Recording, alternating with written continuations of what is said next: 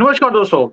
China का एक बड़ा ही अद्भुत प्लान मेरे हाथ में लगा और प्लान ये है कि वो अरुणाचल और लद्दाख के एरियाज को जिसे वो क्लेम करता है कि वो उसे बिलोंग करते हैं, वो उसे भारत से छीनना चाहता है। ये प्लान सामने आया है और बिना किसी गोली चलाए वो इन चीज़ों को, इन जगह को कब्ज़ा कर लेगा। इसके लिए 3 तरह की स्ट्रैटेजी उसने बनानी शुरू कर दी है। ज़मीन पर, समुद्र पर और कंट्री के अंदर भी। इन तीनों के ऊपर डिटेल में बात करूँगा कि किस तरह से चाइना प्लान कर रहा है, ना कि सिर्फ भारत, लेकिन जो बाकी कंट्रीज़ उसके साथ लगती हैं, उनकी भी ज़मीन को कैसे उसने हड़पना है। पूरा डिटेल में प्लान बनाया है, लेकिन मैं आज जो है आपसे सिर्फ भारत की बात करूँगा। क्यों? क्योंकि ये स्ट्रैटेजी जो चाइना की है, वो हमें टच करती है। सबसे पहली स्ट्रैटेजी है, जो चाइना ने करी है, वो है ज़मीन के ऊपर। कि ज़मीन के ऊपर वो काम क्या करता है? वो काम करता है कि जो सिविलियंस हैं, उन्हें यूज़ करता है शील्ड की तरह, भारत के अंदर भी और चाइना के अंदर भी। वो कैसे है? पहली बात, जो रिमोट विलेजेस हैं, हिमालयन जो रीजन है, अरुणाचल में, लद्दाख में, वहाँ पर वो एक काम कर रहा है।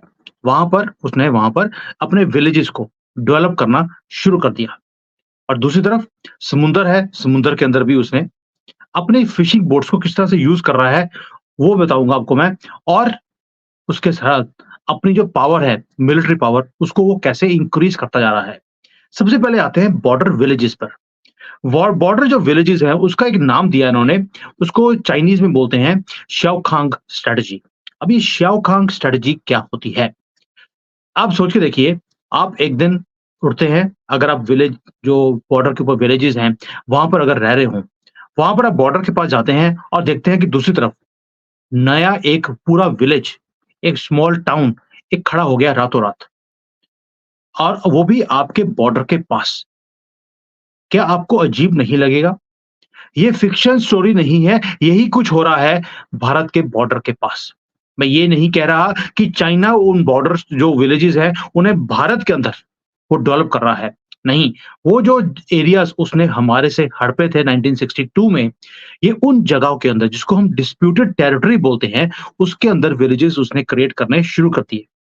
यानी कि उसने वहाँ पर विलेज क्रिएट किया है और राहुल गांधी पार्लियामेंट में खड़े होके क्या बोलता है, चाइना ने हमारी ज़मीन के ऊपर गाँव बना लिए हैं और उसे स्पिन कौन करता है? हमारी मीडिया। यानी कि पहली और दूसरी स्ट्रैटेजी है, अपने वहाँ पर उन्होंने विलेजेस बनाए, हमें हैरान कर दिया और राहुल गांधी को बोल दिया कि तुम पार्लियामेंट में मोदी जी को घेरने का काम करो और मीडिया के मुँह में जो पैसे डाले हुए हैं, उन्होंने उसको स्पिन करना शुरू किया, मोदी जी को घेरना शुरू कर दिया। ये है इनका नंबर 1 स्ट्रैटेजी। अब हुआ क्या है, जो ये शाओखांग जो विलेजेस हैं, ये जो उनकी वहाँ पे पोस्ट होती है आर्मी की, जो उनकी टेरिटरी के अंदर है, ये वहाँ पर विलेजेस के अंदर एक डिसगाइज़ एक छुप के वहाँ पे सिविलियंस को सेटल करवाया गया।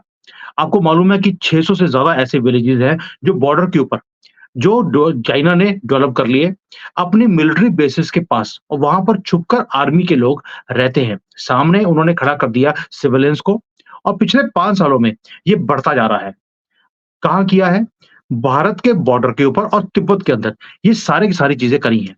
और जो सैटेलाइट की इमेजेस 2023 में जो सामने आई थी, वहाँ पता लगा कि कई ऐसे क्लस्टर्स हैं, जहाँ पर डिस्प्यूटेड अरुणाचल प्रदेश का जो रीजन है, उसके अंदर इन्होंने विलेजेस को खड़ा कर दिया। लद्दाख में भी यही काम किया हुआ है। अब भारत कहता है ये एरिया हमारा है जो चाइना ने हमारे से छीना था और चाइना इसको बोलता है ये तो साउथ तिब्बत का एरिया है, इसलिए हमें अलाउड है कि हम यहाँ पर कुछ भी कर सकते हैं। अब जो ये विलेजेस हैं, क्या ये रिमोट विलेजेस हैं?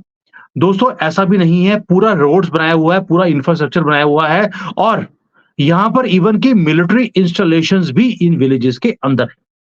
यानी कि ये जो विलेज है, ये मल्टीपल पर्पसेस को पूरा करेंगे।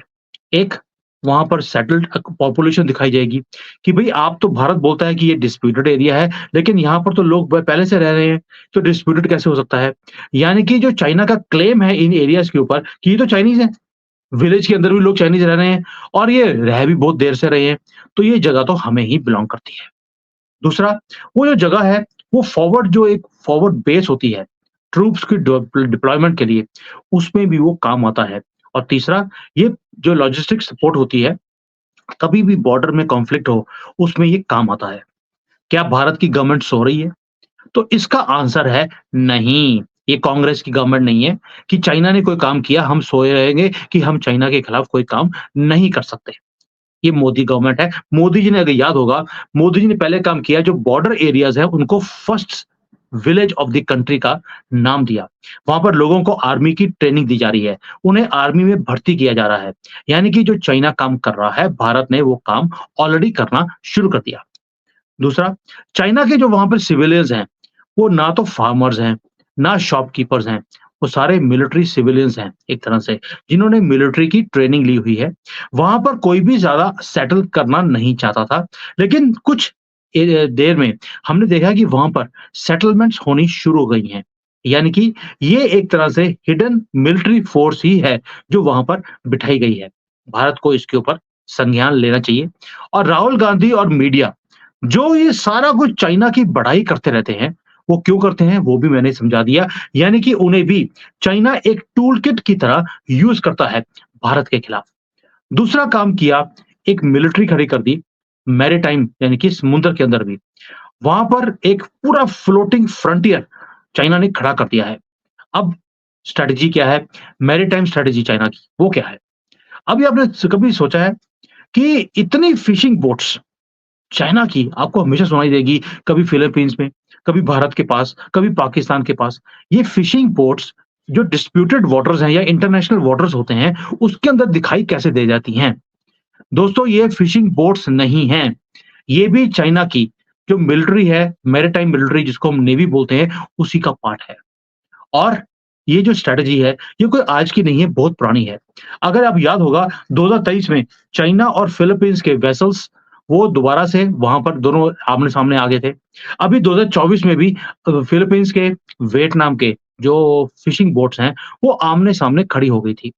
जो तो फिशिंग बोट्स थी वियतनाम की, फिलीपींस की, वो तो आराम से हाथापाई कर रहे थे। लेकिन जो चाइनीज़ जो फिशिंग बोट्स थी, उनके अंदर हथियार थे। जबकि फिशिंग बोट्स के अंदर जनरली आपको हथियार नहीं दिखते हैं। और उन्होंने मुँह तोड़ जवाब दिया फिलीपींस को और उनकी बोट्स को भगा दिया वहाँ से। क्यों? क्योंकि ये फिशिंग बोट्स, नाम की फिशिंग बोट्स हैं, लेकिन है ये चाइना की मैरीटाइम मिलिट्री। अब ये वर्ड करती क्या है, ये वेसल्स क्या करते हैं? वो क्या करते हैं कि एक तो जो चाइना का जो प्रेज़ेंस है, डिस्प्यूटेड या इंटरनेशनल वाटर्स के अंदर, उसको वो कन्फर्म करते हैं, असर्ट करते हैं कि भई यहाँ पर तो हमारा ही दबदबा है। दूसरा, वो जो वेसल्स हैं वो इंटेलिजेंस को भी इकट्ठा करती हैं और चाइनीज़ नेवी को वो प्रोवाइड करती हैं। और जब कभी-कभी कॉन्फ्लिक्ट होगा, तो उस कॉन्फ्लिक्ट के अंदर ये क्विकली बहुत जल्दी से ये फिशिंग बोट से मिलिट्री फोर्स में ये कन्वर्ट हो जाती हैं।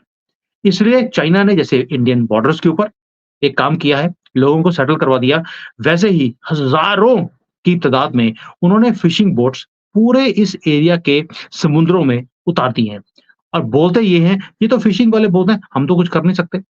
अब यानी कि चाइना ने बड़ी खूबसूरती से 2 तरह की फ्लीट बना दी।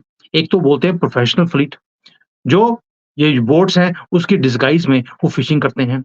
और दूसरी है स्पार्कली बल्कि जो दूर दराज़ के एरियाज़ हैं, उसके अंदर बड़ी बोट्स, वो है तो मिलिट्री की शिप्स लेकिन या नेवी की शिप्स, लेकिन उन्हें बोलते हैं बिग फिशिंग वेसल्स, जो समुद्र में जाकर डीप एरियाज़ में जाकर भी सर्वेलेंस का काम कर रहे हैं।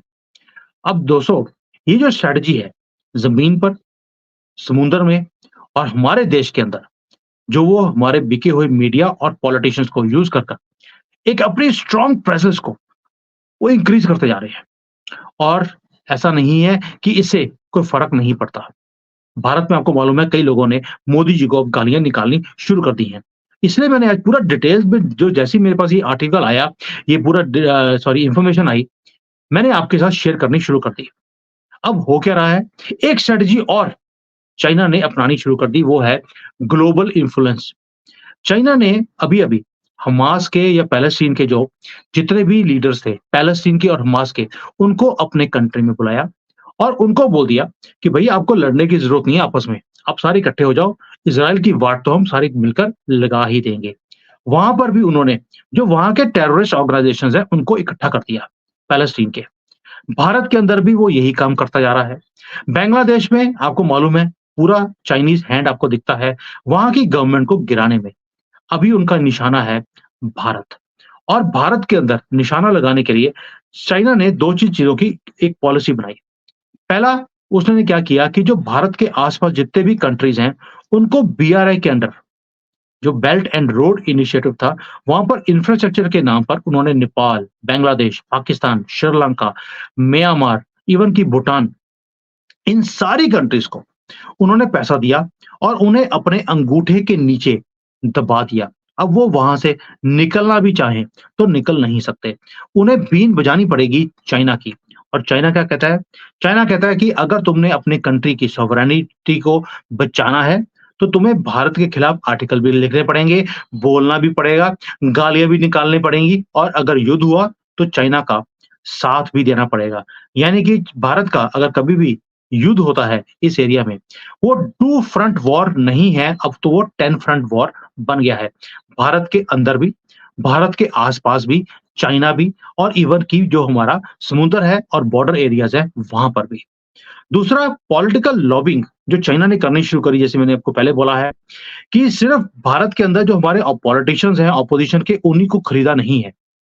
उन्होंने इवन की जैसे अमेरिका की जो इलेक्शंस हैं, यूके की इलेक्शंस हैं, उसके अंदर भी इंटरफेयर करना शुरू कर दिया। भारत में भी जो इलेक्शंस हुए उसके अंदर खुलेआम आपको इंटरफेरेंस चाइना की दिखती है। मैंने इसके ऊपर 100 से ज़्यादा वीडियोज़ मैंने सिर्फ़ इसी के ऊपर बनाई थी, आपको जगाने के लिए। लेकिन आपने जागना पसंद नहीं किया, आपकी मर्ज़ी है। तीसरा उसने मीडिया को भी खरीद लिया है। आप अमेरिका ले लीजिए, आप भारत ले लीजिए, यूके ले लीजिए, यूरोप ले लीजिए, आपको चाइना के खिलाफ कोई भी आर्टिकल नहीं दिखता है। उन्होंने इतना ज़्यादा इनको इन्फ्लुएंस किया हुआ है, पैसे देकर इनका मुँह बंद किया हुआ है कि आज की डेट में चाइना की जो जो न्यूज़ चैनल्स हैं, उनको कोट किया जाता है कि चाइना कितना ग्रेट है। टिकटॉक है, उसके ऊपर आप देखते हैं कि जो पब्लिक ओपिनियन है, वो चाइना की फ़ेवर में आपको दिखाई देता है। चाइना ने वहाँ पर भी ये काम करना शुरू कर दिया और राहुल गांधी भारत में बैठकर हमेशा बोलता है, चाइना कितना ग्रेट है।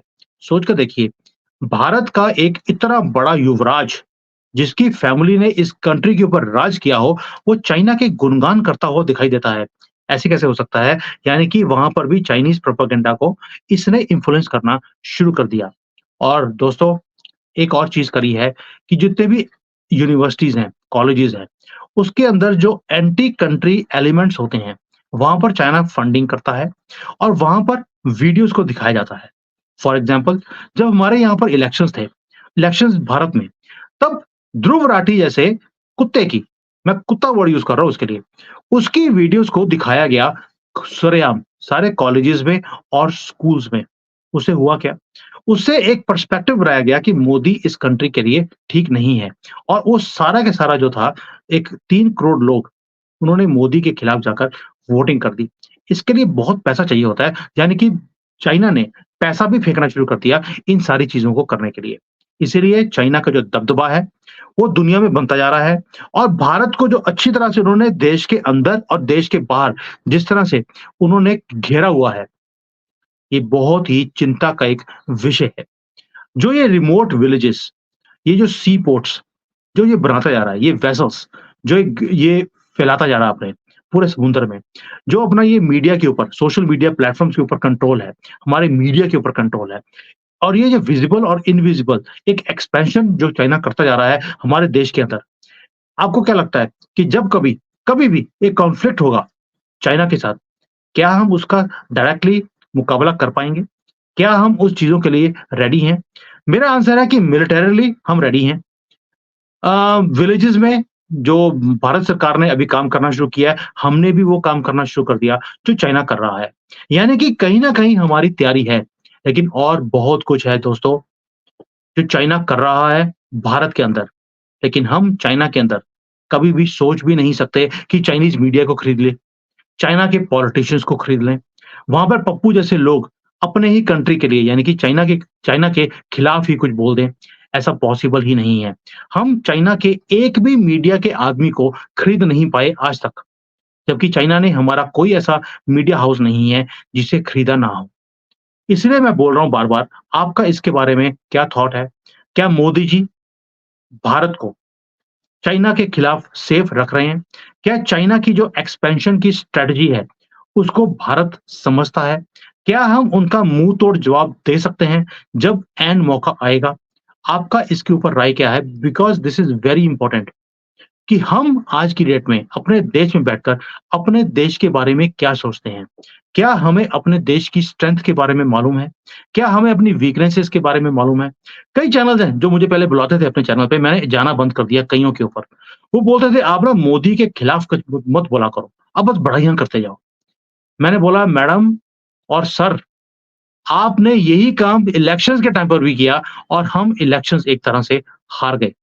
हमारी 400 प्लस की जो एक मुहिम थी, वो फेल हो गई। क्यों? क्योंकि आपने लोगों को गफ़लत में रखा। आपने बोला नहीं, हम कोई भी काम गलत जो चीज़ है, मोदी जी के खिलाफ हम नेगेटिव बोलेंगे ही नहीं। मैं नेगेटिव नहीं बोल रहा हूँ, आँखें खोलने की बात बोल रहा हूँ आपको। अपनी आँखें खोल कर रखिए। प्लीज़ ये जो ओवर पॉज़िटिविटी है, "ओह जी, चाइना को तो हम एक रात में हरा देंगे।" हरा सकते हैं? दिल पर हाथ पे रख के बताइए, जो चाइना ये सारी स्ट्रैटेजीज़ बना रहा है हमारे खिलाफ, क्या इसके बाद आपको लगता है कि हम एक रात में चाइना को हरा देंगे? और अगर हरा सकते हैं, तो कैसे हरा सकते हैं? वो भी अपना थॉट मेरे साथ शेयर करना। क्या भारत की गवर्नमेंट जाग रही है या वो भी वैसी सोई हुई है? जब से 4 जून के इलेक्शंस के रिजल्ट आए हैं, चुप्पी है गवर्नमेंट की तरफ से। किसी भी चीज़ के ऊपर बोला ही नहीं जा रहा। ना बांग्लादेश में, ना वेस्ट बंगाल में, ना चाइना की एक्सपेंशन पॉलिसीज़ के ऊपर, ना मुसलमानों के खिलाफ, ना वक्फ बोर्ड के ऊपर। आपको कहीं भी कोई हलचल नहीं दिखाई देती। और मोदी जी आपने बोला था मुझे क्या पूरे देश को, कि पहले 100 दिन में बहुत बड़े-बड़े काम आने वाले हैं। 100 दिन निकल चुके हैं। मुझे प्लीज़ आप अपना रिपोर्ट कार्ड दे दीजिए कि पहले 100 दिनों में आपने बड़े काम कौन से किए? पूछता है भारत आपसे। Thank you. जय हिंद। वंदे मातरम।